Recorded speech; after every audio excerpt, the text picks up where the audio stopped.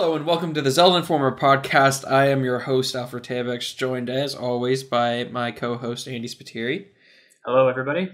So this week I'm trying something new. Sorry to those of you that are listening on the audio version. To make it easier for the people that are watching on YouTube, I'm going to be putting to the... whatever this side is. This is my left. It's probably... that's still the left side of the video. There's going to be different like tabs going down the side about each story, and in that I'll link to each of the times. The topics and stuff? Yeah, for each of the times. Well, like whenever we talk about, like our first topic we're going to talk about is the DLC. And so I'm just going to put a tab that pops out on the side, and you'll see that, and it'll also have an annotation that you can click, and it'll take you straight to that time in the video. I'm going to try to do... I think that's a cool idea. I always appreciate that when watching music and stuff.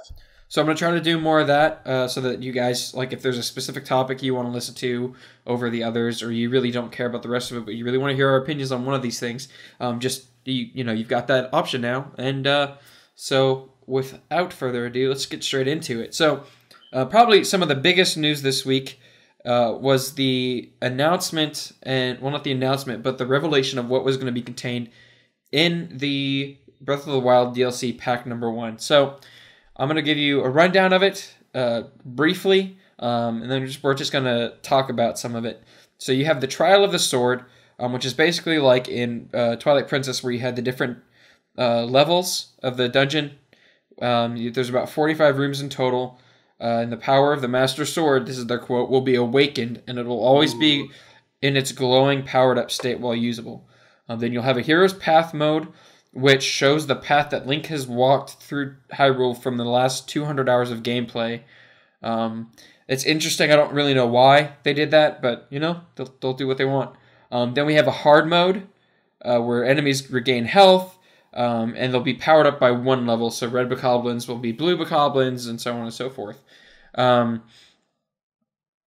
And apparently you might actually find new enemies or just enemies and treasure chests in the sky now, on like these little floating platforms with balloons on them. Then we have the Travel Medallion, which is basically where you can create a, what was it, an Ocarina of Time, Feori's Wind type thing, where you have one travel location and you can always jump back to it once you set it down. Furthermore, they talked about more armor, and the thing that I like about this is that you don't actually need the amiibo for it. All of these are going to be somewhere around Hyrule. So you've got Majora's Mask, which is literally just Majora's Mask. You have Midna's helmet, but then you also have the entire Phantom armor from Phantom Hourglass. You have the helmet, the armor, and the greaves. Then you've got Tingle's outfit. Favorite. Tingle's outfit. Oh, yeah. With the hood, the shirt, and the tights. And then there's a Korok mask that they're also going to be putting out that shows or shakes whenever Link is near a Korok seed location. And so this is apparently just a taste, quote unquote, of the content included in Breath of the Wild. And then they released an update. They did a few things that we'll also talk about a little later, but the update prepared for this, and you can also go see if you have it. It's weird, but you can go see where, like, there's a button on the map or on the menu now that shows where the DLC is, and that shows you the screen says DLC purchased or expansion pass purchased.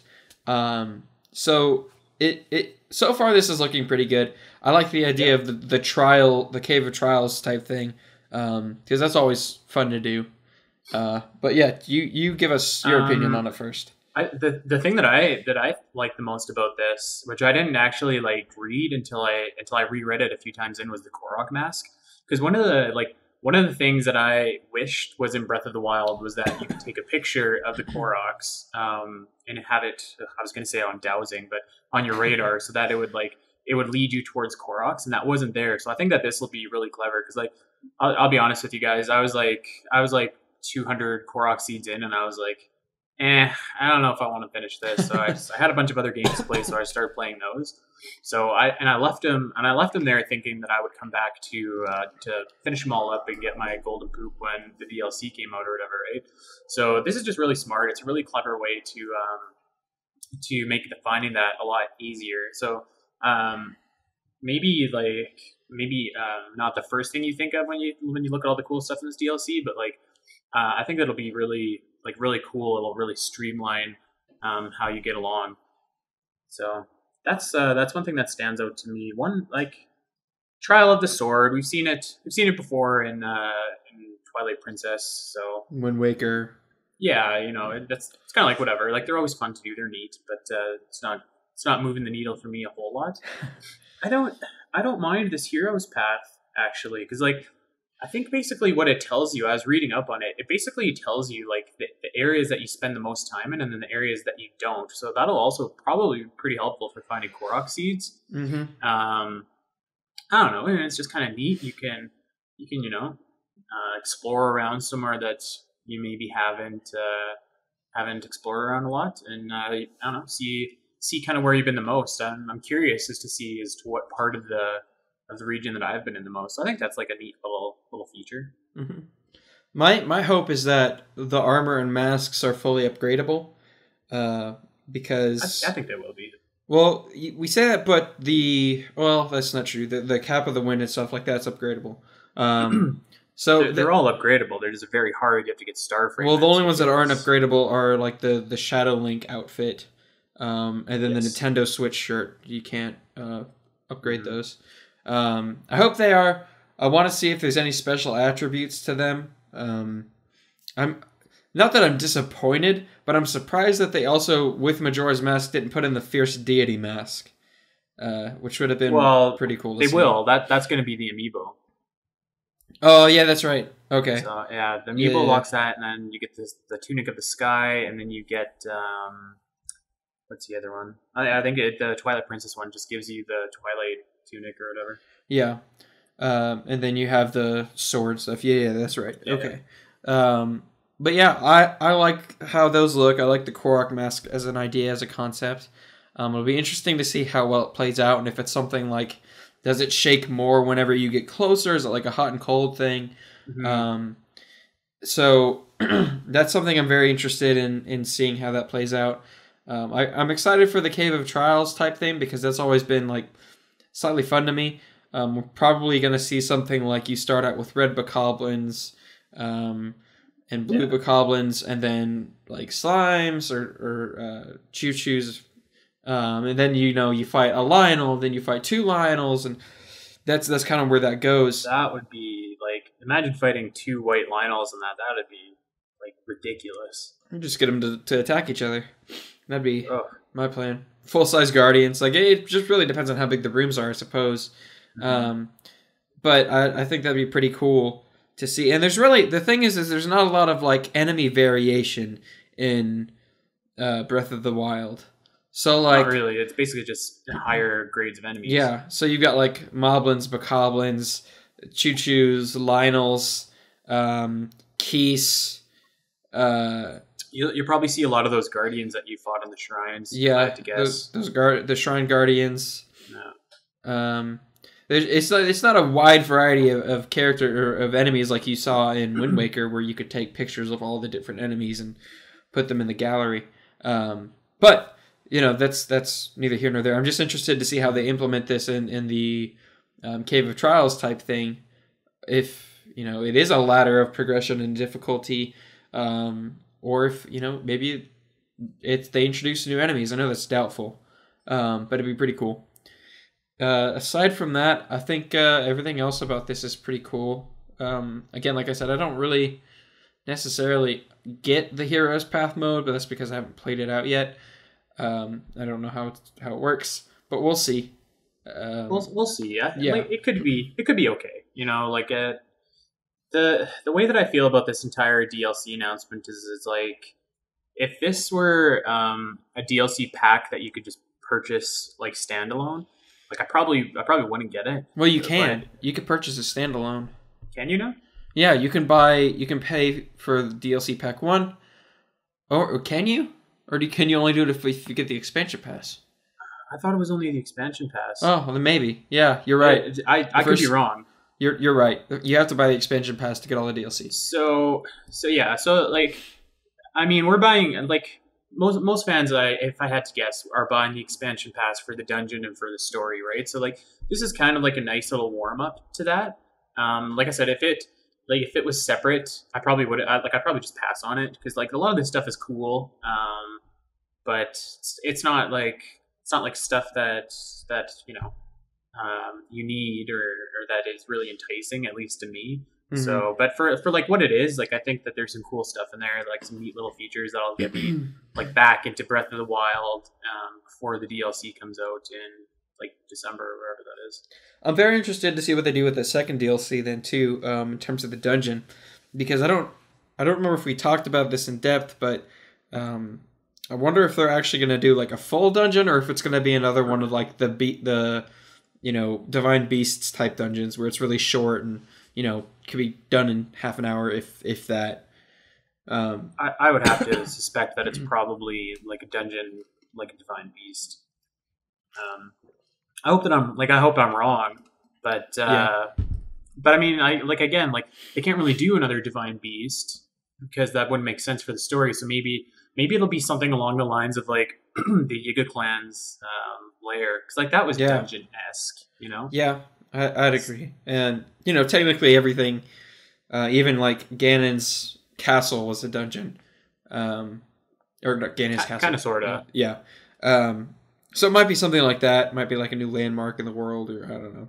It's gonna be interesting to see how they do that, unless they just open up another section of the map. Like you would see in DLC for like Skyrim or something. I still feel, and I don't know if maybe we're going to talk about our DLC predictions a little bit more in the future, but like I still feel that this is going to be set 100 years previous, this story DLC. That would make sense to me because like really there's nowhere left to explore in Hyrule. Yeah. So. Well, that's why I'd say that if they were going to do anything, that they would like open up another section of the map, like you see in Skyrim, with the DLC in that game, where whenever they added like a new place to go, it was a new continent or something, and the map just kind of expanded. And so that would be the easy thing, or the easy way out, because otherwise you're just going to make a dungeon pop up in the middle of Hyrule that wasn't there your first, however many hours you played through the game. That wouldn't make sense aesthetically or design-wise. So, all in all, again, shrines just pop up out of the ground, so... That's true. But all in all, I don't think that this is a bad DLC. I haven't actually seen a lot of people's reactions to it. I've kind of stayed away from that. But I think that it's a good way to tide people over until the next DLC. The Cave of Trials is really what makes it for me. Because otherwise, if it was just like, oh, well, you got these new masks and the hero's path in hard mode, it's like, it's kind of cheating you out of it. Basically, you're paying $10 for each of these DLC packs. With the in United States dollars, Canada's got paying a little bit more. Yeah, you got like 15 per pack, but for what it is, I think it's a smart idea because it'll get people back playing. Yeah. A lot of people like me that didn't get all the Korok seeds, so now that it's easier, I'm sure that they're gonna explore around to get it. And there's a reason that the Cave of Trials is back. It's a popular fixture, so I think it's a solid DLC pack. I think it's like a solid appetizer for the main course that's coming later. Well, and they also they're adding new like mobile fortresses kind of things, like you saw on the ground, where you had to go up levels to fight moblins and bokoblins, and they're adding those like floating around, or like just different moblins floating around, which is cool. That adds more life to the area, gives you more things to do in the sky. So the sky is basically more planned out and more alive than Skyward Sword Sky was. So I'm interested to see how that plays out. Don't really get me back into it because I clocked in about 70 hours doing most of the stuff in the game, and I don't really have a reason to pop back into it. What was your final Korok seed count? I have no idea. It's not nearly anywhere close to 900 though. Yeah, me too. It took me a while to figure out some of the tricks and what some of the things were for the Korok seeds. So whenever there'd be a circle of rocks, I was like, well, that's weird. I don't really know what to do here. And then I was like, oh, there's a missing rock here. I pick it up, put it down. Or whenever there was one of those like block puzzles where you have to match the two shapes. Yeah. You just kind of randomly put the block in the other post or whatever. That took me a bit of like every time I saw it, I was like, okay, this has to be something, and I had to explore that. So I don't remember where all those were in the world, and I don't know if I've hit all of them yet, but we'll see. So I guess moving on then, let's talk about the update to Breath of the Wild that was released. I think it's version 1.2.0 now. I might be wrong. But out of all the stuff that they did, I think the biggest thing is the option to have different voicings in the game now. Yeah. And this is something that I talked about a lot when the game was first coming out, when it was revealed that we would only get the English version. As I was like, oh, I want the Japanese voicing back. I want to hear that again. And having played through the entire game with the English cast and then trying to listen to the Japanese cast I prefer the English cast now. I don't like the voice actress for Zelda in the Japanese version. Rivali doesn't sound like Rivali. So like I prefer the English cast now. But it's still nice to have that option. I just don't think I'll use it. Granted, it'll make a lot of people happy, which is a win. It probably should have been included at the beginning, but I think it's important that you kind of got, because especially if these are going to be like if she's going to be the voice of Zelda going forward, I think it was important that you got accustomed to that voice in the game without having that option to kind of listen to something else. So I think you're right about that. And it'll be interesting to see if when they do the new story DLC, if you'll be able to switch that to Japanese or English, or you'll have to stick with that as English. Otherwise, like if that feature is going to be locked in the DLC, I don't know why they do that. I would imagine that once they do it, they can't like rein that back in for DLC. That's true. But I guess it is a separate piece of content, so I think that would be kind of weird if they let you do this feature now, but then don't in the new DLC. And then like, what do they do? Release an update for the DLC? Well, there's always the second option of the DLC not being a part of the main world, in the sense that like you have load game, continue story, and then like DLC, whatever that's listed as, and it's its own separate entity. And so that's always an option, so they can do whatever they want with that then. That's kind of like I think that's like a Witcher Blood and Wine type thing, where you have the option to choose the different DLCs as opposed to the main story. It still takes your progress from the old story, the original story, but it's its own self-contained area. But like you said, that this will make a lot of people happy. You can listen to it in you've got English, Japanese, French, German, Italian, Spanish. I think Chinese is in there. I was reading a tweet from Jose Otero, the host of IGN's Nintendo show, and he said that the Spanish Zelda voice actress is actually really good. That was probably his favorite. So if any of you guys are interested in listening to Zelda in other languages or whatever. Yeah. You can listen to Link not in other languages too. Yeah. I think it's just the same guy for all of them. He's the one that didn't carry over. I think it's been the same guy for like the last 20 years for all of them. Probably. But, well, except for like Toon Link and stuff. That's true. But we have that option now. It's a good option. And you just go into the menu and you go into your options, and then you scroll down to voice mode, I think is what it's called. And then you can choose to change the language there. It'll only happen when you restart the game. So like you'll have to save and get out of the game, or out of the game, go back to the main menu, and then you can get back into the game and do the voice act, the new voice. That's kind of neat that like you can even do that, like because I would have almost thought that you'd have to start a new game in order for that. So that's kind of cool. Yeah, I'm just glad they did it. Like I said, I'm not a fan of the Japanese cast like I thought it would be. I prefer the woman that did Zelda's voice. I really like her now. She definitely grew on me. So it's one of those things where it took a while for a lot of people to get used to, because I think everyone just had their own idea of what Zelda sounded like, for such a long time. So when you just put a voice to that, it's just it takes a little bit to let that sink in. So in that sense, I think they were probably right in just having the region logged voice acting, but well, I think it was more along the lines that, like, for me, it wasn't that I didn't like her voice acting at first, but it wasn't like it's a little complicated. But essentially, it wasn't because that's not how I expected Zelda to sound. It's because I wasn't a fan of how she sounded. But as Zelda progressed, it seemed like she as a voice actor progressed in her confidence, and so it fit. And I got more used to it, and I got more accustomed to it, and I liked it. So it did have to grow on me, but I agree when you said that if she was going to be the Zelda voice going forward, that Nintendo fans would have to get accustomed to her.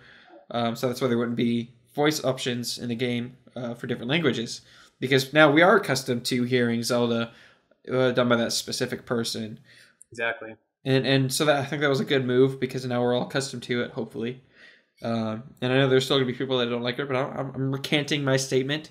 Don't burn me at the stake. I think she's a great voice actress, and I look forward to hearing more from her as Zelda, either in the DLC or moving forward in the series. Some people thought that David Hayter sounded weird when he first voiced Solid Snake. Like, why does he talk like that?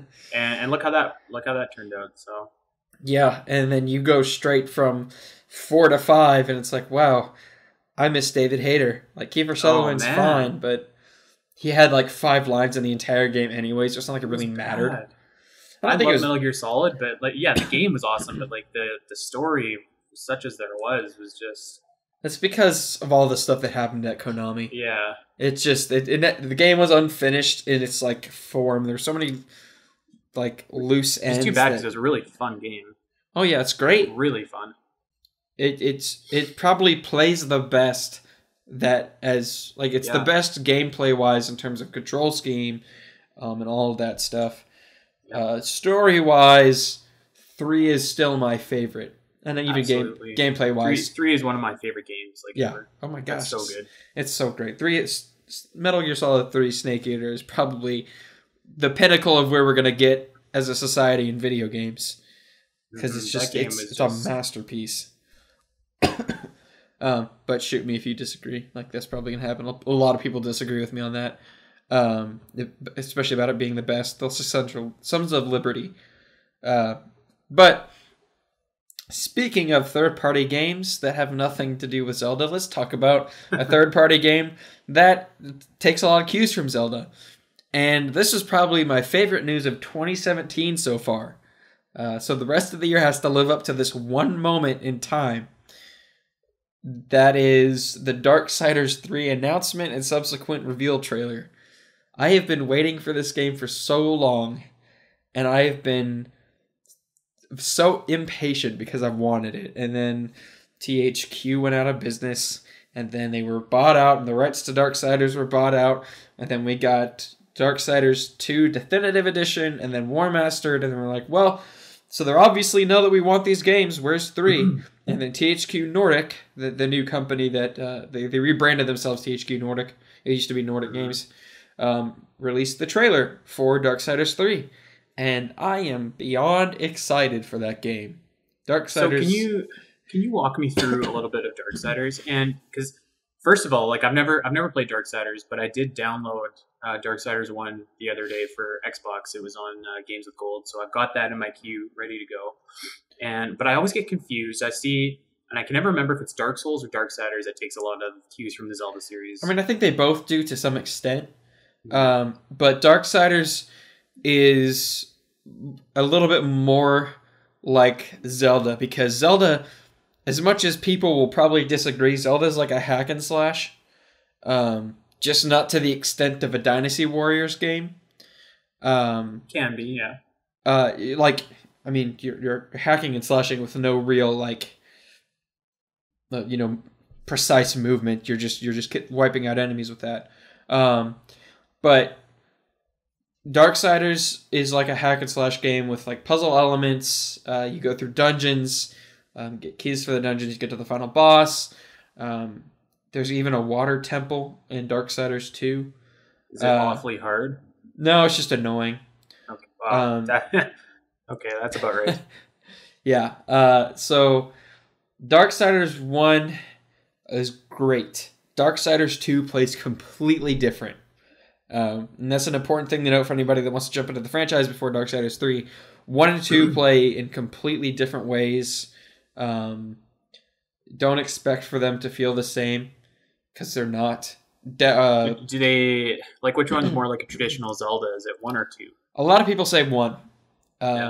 But I'd say they're both like. I haven't played 1 in such a long time. But 2 is a really good game.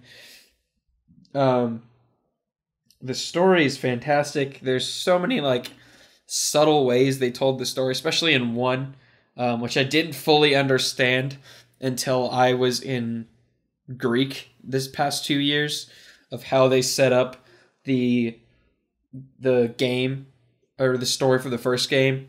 Like, so everything was obvious if you just knew one word in Greek. Gotcha. That was it. Opa. But it's a fantastic game, fantastic series. Mark Hamill's in the first one. Really? Yeah, he voices the Watcher. Oh, that's cool. And then so you have him in the first one.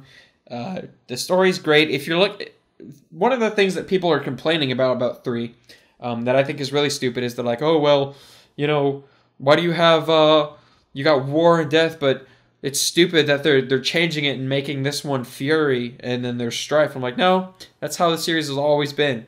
In 1 and 2, the 4 horsemen in this series aren't like the same 4 horsemen like of the apocalypse. 4 horsemen? Yeah, I think they take more because I know there's like Irish/Scottish folklore in this game too.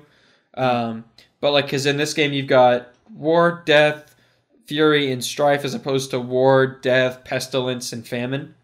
But there's a lot of like different mythologies.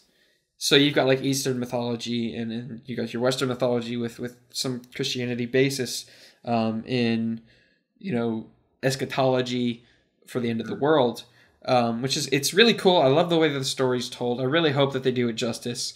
That's really cool. I'm excited to play this now, especially after, because it looked really interesting, and when I downloaded it, I was like, I think it's the Dark Souls game that everyone always says is like Zelda, but like this looks kind of cool. So I downloaded that, and I'm playing Axiom Verge right now, that's good.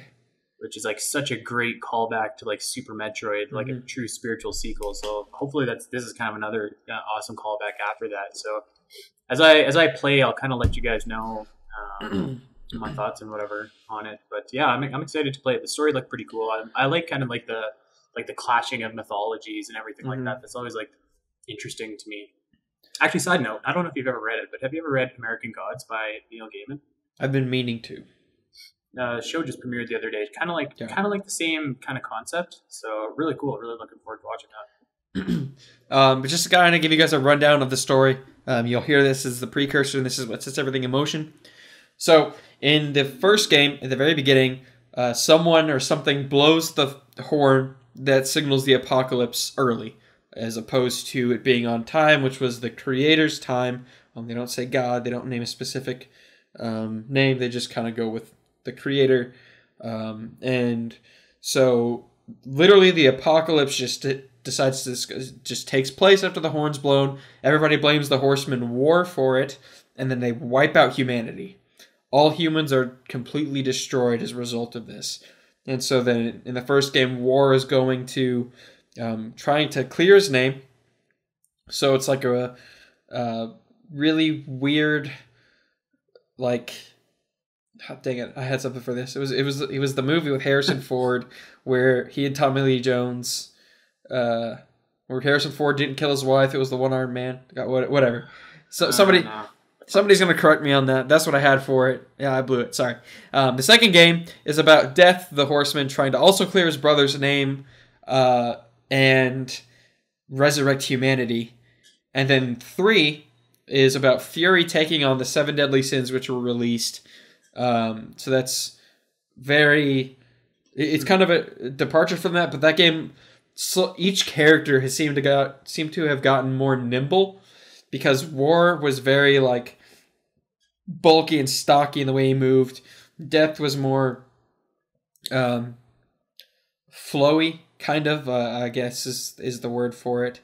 But it looks like Fury is going to be way more nimble. So I'm really looking forward to these games. I know that I'm just like kind of rambling about it, but I'm just unbelievably excited. This is one of my favorite series. Is each so? For example, is Death like kind of a different entity in every game, or is he like the same kind of character? It's the same character in each game. So in War, in the first game, Darksiders, you've got War, and they're all like the 4 horsemen of the apocalypse. They're all siblings.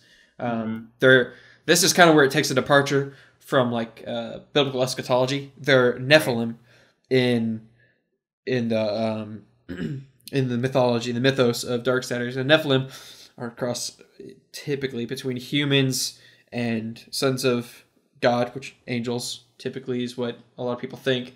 And so in the series, the 4 horsemen are Nephilim that broke away from like a Nephilim uprising in heaven, and they became the 4 horsemen of the apocalypse. And so you've always got War, you've always got Death, and then Fury and Strife, and they're always the same throughout the games. You just only see one in each game. You get references to other ones, like they'll say, oh, this is Strife's gun, or Fury's whatever. But one focuses all like primarily on War, and then 2 focuses on Death, and 3 is going to be about Fury. Hopefully we'll get a 4th with Strife, because that would be great. That going back to Neil Gaiman for a second, it sounds cool. It sounds like the Sandman, where they had like all the endless, and they were all siblings, and like someone always had to be Dream, or someone always had to be Death, or whatever like that. So yeah, they were siblings, but they could almost like come back and be born anew. It's that's more along the lines of like Full Metal Alchemist, with those 7 deadly sins. So like you've got Greed and Greed 2. The second one voiced by the fabulous duo of Todd Haberkorn and Troy Baker. But it's not really like that, because they're always the same person and they're always the same entity.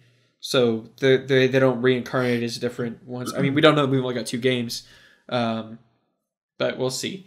When did they say that 3 was supposed to come out? 2018. That's a little bit of a ways away. Yeah, but I'm just excited we got an announcement for it.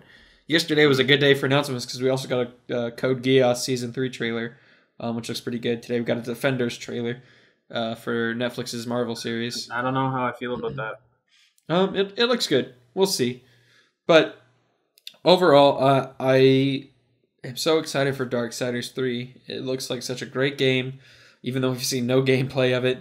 I have high hopes, which is dangerous, because we haven't seen Nordic make a Darksiders game from scratch yet. So you know what though, sometimes a fresh set of eyes can do a series wonders, and just propel it forward, like retro Metroid. Probably no better example than that. So I watched and I read the thing about Darksiders, and like I thought it looked pretty cool. So that kind of pushed me to kind of get on playing Darksiders 1. So yeah, I'm excited. I always like series like that. So I might try to get the War Mastered version on PC and play that, because I love Darksiders. It's definitely one of my favorite series of all time. And when I was Googling Darksiders really quick when we started talking about this, and you can get Darksiders 1 and 2 remasters bundled together for as little as $10. The article's on GameSpot. I don't know if that's just on Xbox Live or PlayStation Network or whatever. It's on Steam too. I think it's just across the board. So the bundle is officially called Darksiders Fury's Collection: War and Death. So you can get both games and the soundtrack for $10. So that's you got good. 1 day. It's a 1 day deal. So this will be over by the time you hear it. But hopefully you've already got it. Troll, just kidding. Go get it now. Just kidding. It's not. Skip to the next time section. Yeah. So I just wanted to gush about Darksiders 3. I'm going to talk about it in the news section at the end of the week, and I hope that I can rein it in because I'm just so excited. It's such an amazing series, guys. You don't even know. Unless you've played it, then you definitely know. And if you disagree with me, then you're wrong. Okay, so I'm going to throw something out there too, since we're not really talking about Zelda, but I just want to throw this out there too. I mentioned that I was playing Axiom Verge. You guys, if you like Metroid and you're sad that you haven't played Metroid in like 10 years, go get Axiom Verge. It is a true spiritual successor to Super Metroid. Looks like Super Metroid, plays like Super Metroid, has the same kind of foreboding atmosphere as Super Metroid while still feeling pretty modern.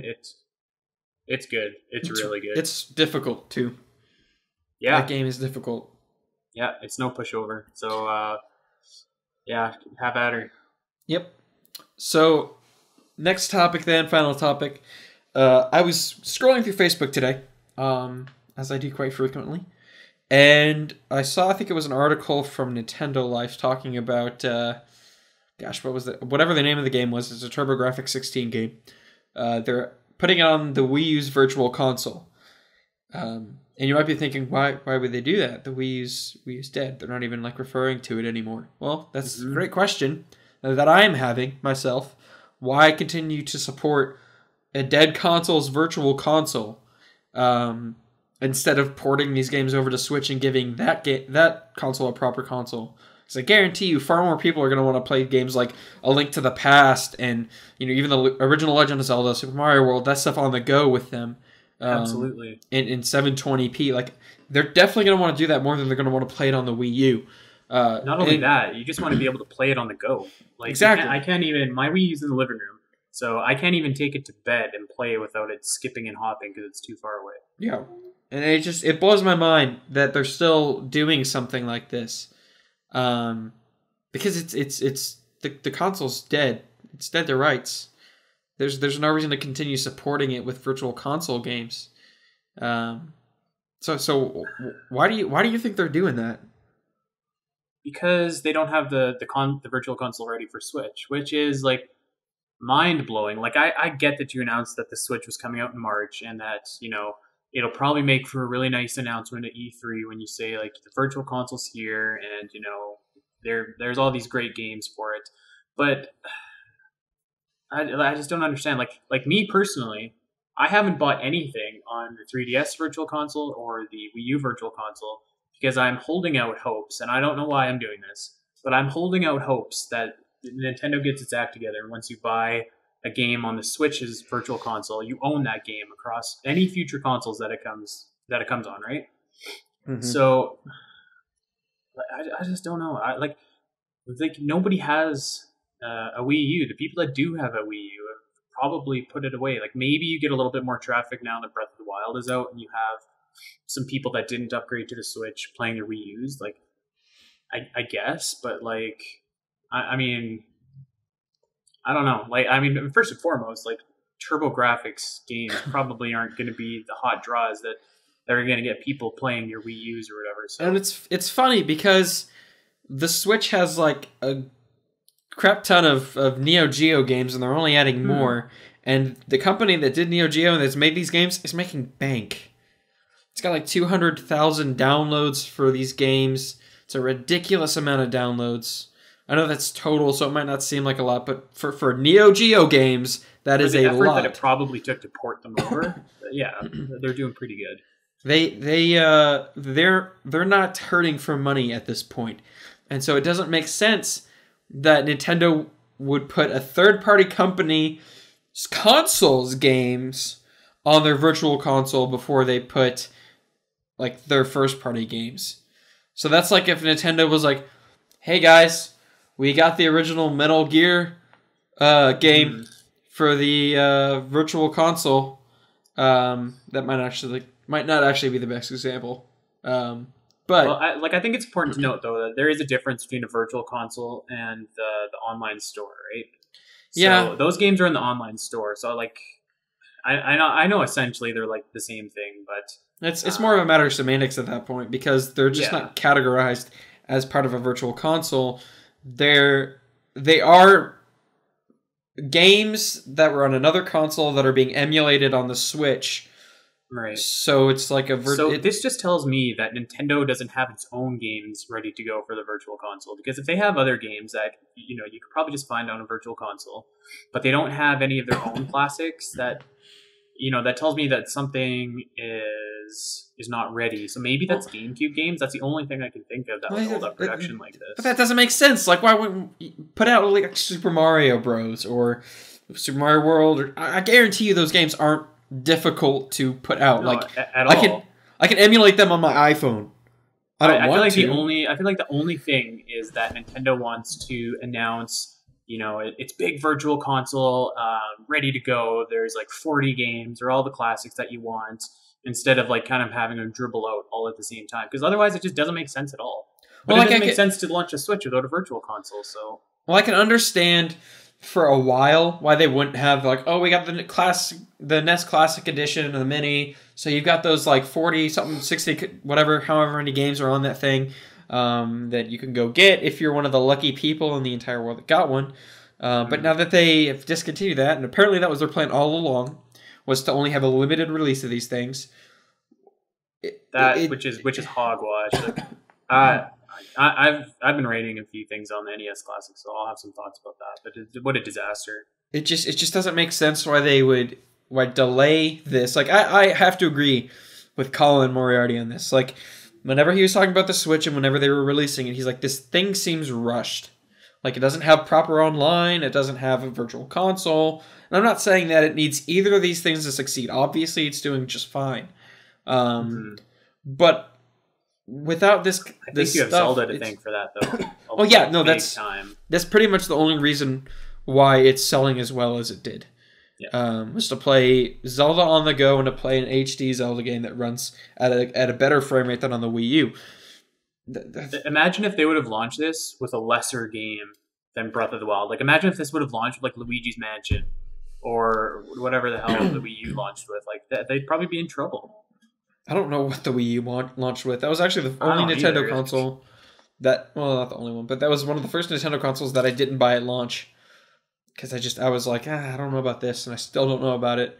Even though I've had it for, however many long years. I don't know. Like, it doesn't make sense. Like if they were worried about people buying, virtual games versus buying the NES Classic, if there was stock of the NES Classic, that might be a thing, but there wasn't. Yeah. So it doesn't make sense that they're not there.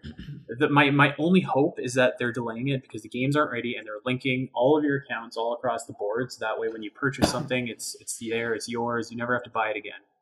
It bugs me. That makes sense. Bugs me the way that Nintendo creates artificial demand for things that they put out and create. Like, that's probably my biggest complaint with them as a company, is how they do that. Because here's the only thought process that I could think of that they would be doing this for, aside from the thing that you mentioned that it's not ready, is they were like, oh, well, we can create, yeah, that's what they're doing with their company, create artificial demand for this by having a very limited supply of NES Classic games that run at, as close to HD as we can get them.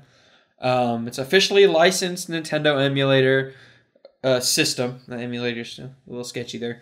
But it has all these games on it. They're ready. They're there. You don't have to buy any more. And, it's $60. But we have a limited supply, so get them while you can. So a lot of people are going to want them to play those games and to play them on a for all intents and purposes, an original NES system.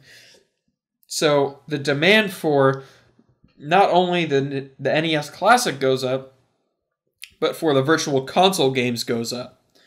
Because you're like, oh, well, I want to play Legend of Zelda, and I want to play Castlevania, things that... And have you ever read the book Console Wars? Yes. They're making a movie out of it, too. Yeah, there's a passage in there which kind of shows why Nintendo is the way they are with their artificial demand. So, like, back in the early 80s, when the video game market crashed or whatever, Nintendo brought in a guy named Peter Main to be VP of marketing and sales or whatever. So he implemented this strategy that was to always underdeliver. To A, make sure that Nintendo always had the upper hand with licensors and retailers and whatever. B, to make sure that there wasn't so much shovelware on the shelf to prevent another crash, and then C, so that like people would go into a Nintendo frenzy, and like as annoying as it is, it still persists to this day with the NES Classic, with Amiibo, with the Wii, like all of that. You can just see that it's still how they think, which is like so frustrating, because it probably made sense in the early 80s when you had no competition, but now it's just like you're just making people upset. There's no reason for it. And here's the thing, like, I can understand like a limited edition Breath of the Wild thing, because you don't that would lose its value. Like the Master Edition would have lost its value in the eyes of the fans if everyone could get one. If everyone could get the sword and the poster and all that stuff, like if anyone could get it, it wasn't limited, then it would be like, oh, well, this isn't that special. Like, I can't say, oh, yeah, at least I've got this. It's like, everybody has this. Even though it's a little bit more expensive, you basically overpaid for something everybody's going to have. But now they're rare things. And that I understand. That is completely fine, because it's a limited edition thing. It's, as they probably made bank even off then, of it. That's kind of annoying to me. Well, but game companies have always done that. Everybody, they do that with movies. They do that with games, like the infamous 2 Collector's Edition, the Borderlands Collector's Edition. They're all like incentives to get people to spend extra money on the game, and to get the game early, pre-order. But when it comes to things like consoles and games, I've never understood shorting supply or limited editioning basic consoles. So basically, Nintendo missed out on a crap ton of money by limiting the NES Classic like that. Because when else are you going to buy it except before Christmas? Like, it's not like you're going to want to go on a hunt for this stuff. Well, and the thing is, like, it doesn't make sense why they would... I guarantee you this thing was not expensive to make. It was not like the Switch where it was super, super expensive. And, like, if it cost $60, I guarantee you it did not cost that much to make these games, or make this system. I bet you it cost about as much as, like, a Amiibo to make. And then the cost of putting the chip that had all the games in there, which can't be that much. This is the only theory that makes sense to me about the NES Classic and the Virtual Console as well, is that Miyamoto and Reggie are running an illegal operation where Reggie's taking all of those NES Classics, he's selling them on eBay for like triple the price, taking in that money, delaying the launch of the Virtual Console. Because other than that, it doesn't make sense. So if you're doing that, Reggie, respect. I just don't understand a lot of their business decisions. Like, I rarely ever do with Nintendo. Because they're just so crazy. A lot, like, it's almost like they're throwing darts blindfolded, and whatever sticks, and whatever doesn't, they're like, well, screw it. And so that's why we've got it's definitely frustrating to be a Nintendo fan sometimes. They produce such good stuff, but they make liking them so hard, Well, and here's the thing, like, I'm sure there might be instances of this with, other games and other companies like Sony or Microsoft. I just can't think of any where they would do something like this, like Nintendo was currently doing, and short supply for it to miss out on money that they could possibly be making, or that they would be making. Like, I guarantee you the NES could have sold hundreds of thousands of more units if they just kept it going. Units. There was 2.3 million. That could have been 20 million if they would have been smart. I don't. And you know what? To give credit where credit is due, there was an article that they were like flying out Switch consoles to retailers, and that was an extra expenditure that they took just to make sure that people could find the Switch. So like, props to you. If I had to pick what's more important, obviously the Switch is more important. Yeah. So if you're going to do that, I'm glad that you're doing it for the Switch. Well, it's a more expensive business venture for them, anyways. Yeah, absolutely. Because if the Switch fails, I don't think it's unfair to say that Nintendo's probably done making consoles, right? So it looks like the Switch is going to be quite the success. So that's good. So they just can't do this with the Switch. The thing that bugs me, I guess, the most about this is that the NES Classic was so cheap. Basically, I think it was 30 games on it, so you're basically paying $2 a game. Which I know that's not realistic. Like, you've got manufacturing costs, and you've got the cost of the actual console and the motherboard and stuff. So let's say like $1.39 per game. When they come out on the Switch, these games are going to be like $5, $6, whatever it is. The typical Nintendo overpricing of a virtual console game that's been out for eons. And that sucks because now people want to play these games on a Nintendo console that's not the Wii U. I get, like, a lot of people do not have the Wii U. A lot of people are not going to go get the Wii U, especially with the Switch out now. They're going to want these games, but they're being forced, not necessarily forced, but if they want them, they have to pay these exuberant prices for them.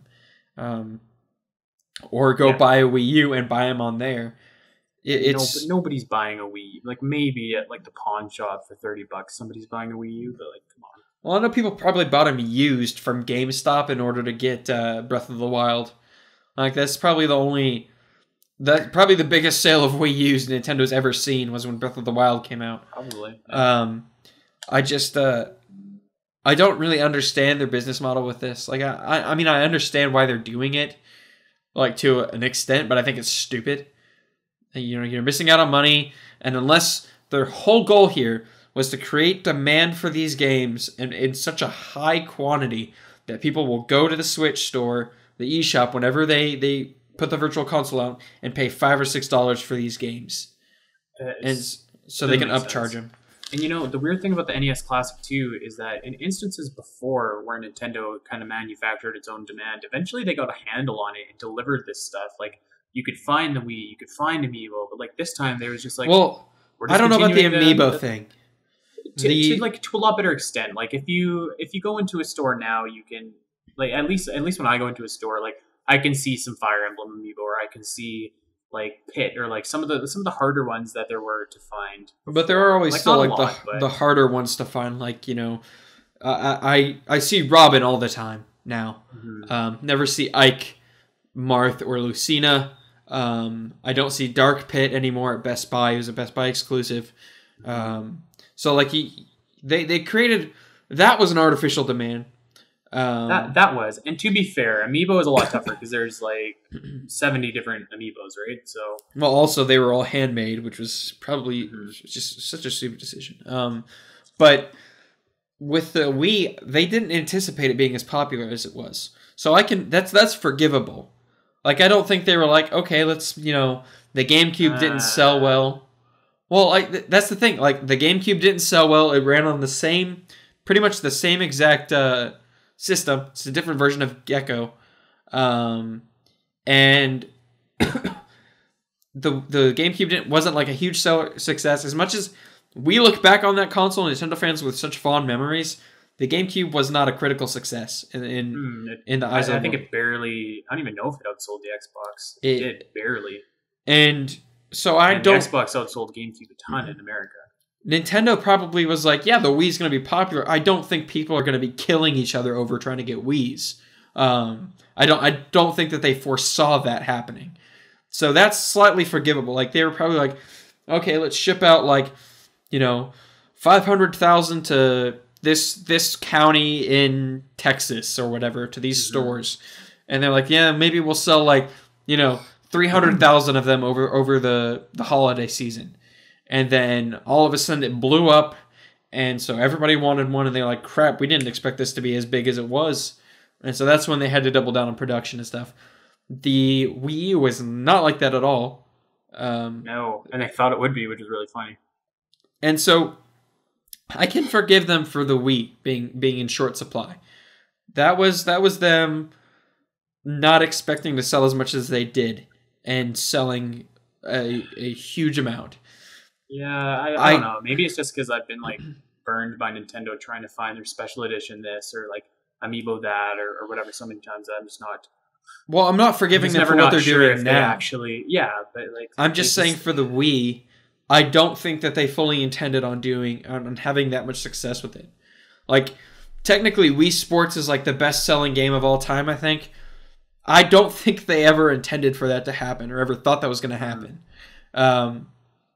what's really rich is that apparently there's going to be a SNES Classic, which is like, for me, it's like you burned so much goodwill with the NES Classic. Like, I don't know, you know. Well, the problem is nobody really. Well, that's not true. There are people that are willing to camp out for these things, but the average consumer, me, for example, I'm not gonna like. I have too much to do to go camp out at Target overnight or whatever to get an SNES Classic. Like I can't do that, and so I'm gonna miss I just out. don't want to. Like, I can't imagine a lot of people that do. I shouldn't Like, have. I'm a hardcore Nintendo fan.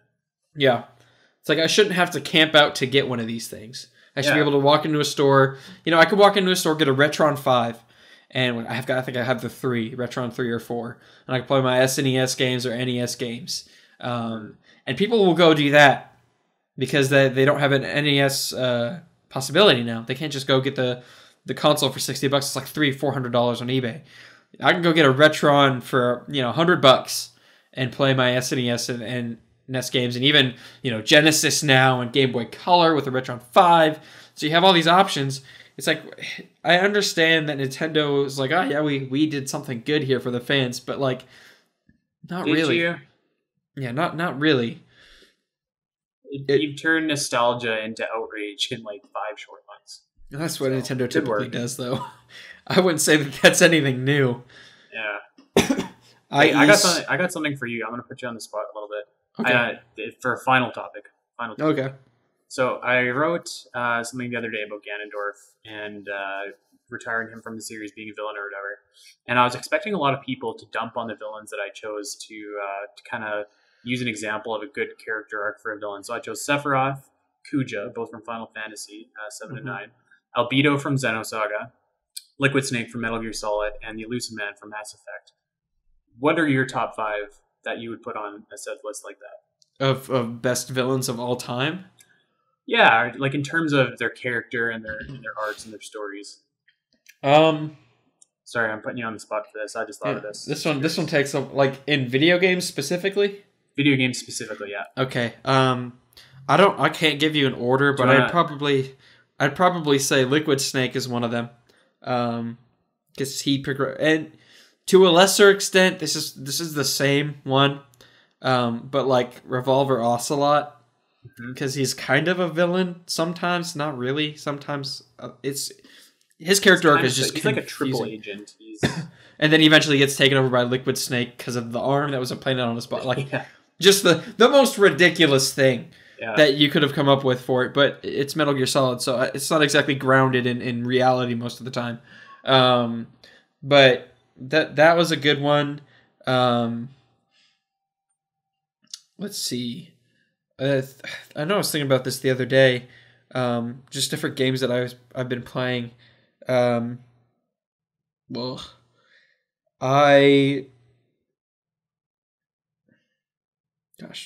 those are your top 5, right?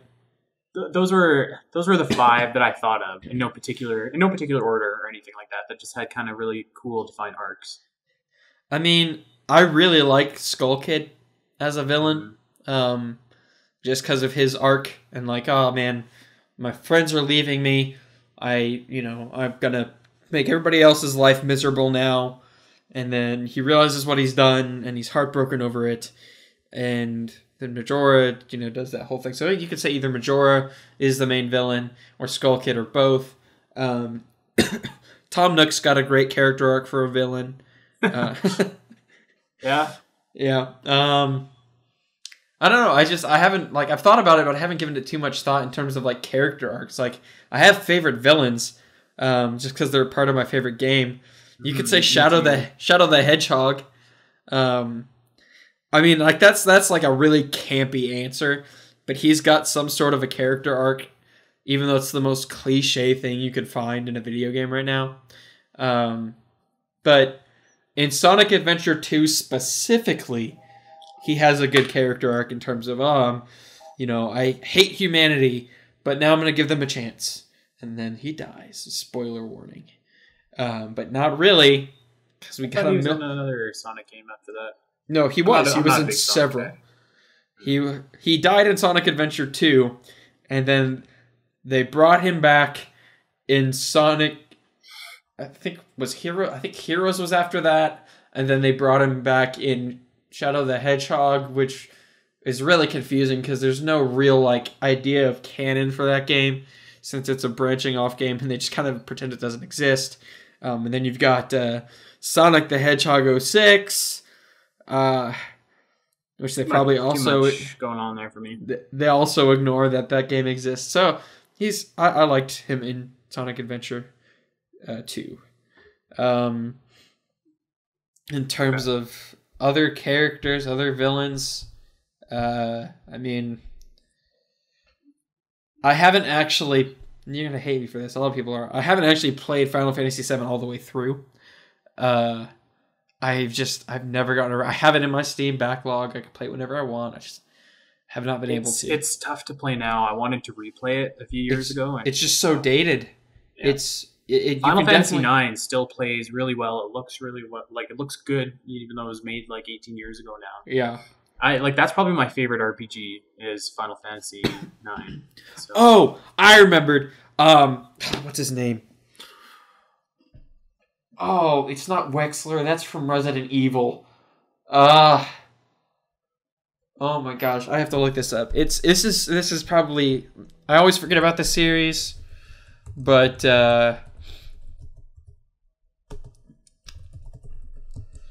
what was his name? What series is it? Kessler from Infamous.